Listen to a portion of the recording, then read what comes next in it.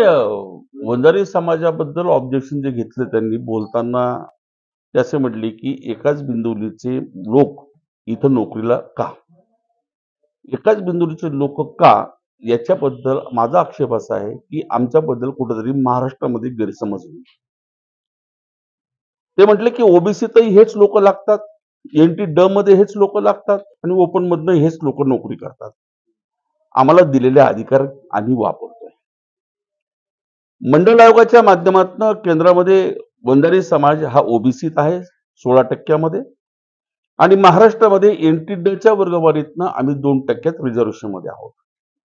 ऊसतोंडी कामगारांचा मुलगा आज प्रशासनाच्या विविध भागामध्ये सेवा बजावतोय. सरकार केंद्र सरकार असेल तो महाराष्ट्र शासन असेल, निमशासकीय असेल, तो केवळ त्याच्या बुद्धिमत्तेच्या जीवावरती, कष्टाच्या आणि हिमतीच्या जोरावरती आहे.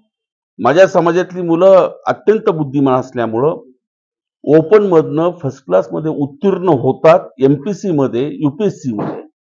आणि मग आमच्या ह्या गोष्टीबद्दल असूया असण्याचं कारण नाही.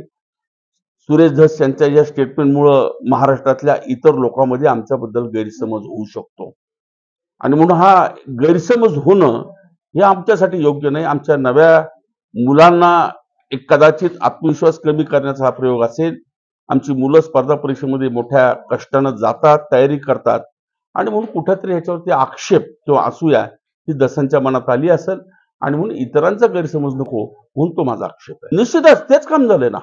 मी त्या बीड जिल्ह्याच्या घटनेबद्दल बोलू इच्छित नाही. घटना निंदनीय आहे. त्या लोकांना फाशी झालीच पाहिजे याच्याबद्दल आमचंही समर्थन त्यांना आहे. परंतु या निमित्तानं एखाद्या जातीच्या बद्दल असं बोलणं हे कितपत योग्य आहे त्यांनी विचार करावा. ते सिनियर आमदार आहेत, राज्य मंत्रिमंडळात मंत्री होते आणि आपण जबाबदार प्रतिनिधी म्हणून एखाद्या जातीबद्दल बोलणं योग्य आहे का? गुन्हेगाराला जात नसते, गुन्हेगाराला धर्म नसतो याचं स्मरण त्यांना नाही बहुतेक. एखाद्या व्यक्तीमुळे समाज बदनाम करणं हे कदाचित योग्य नाही, महाराष्ट्राला परवडणार नाही.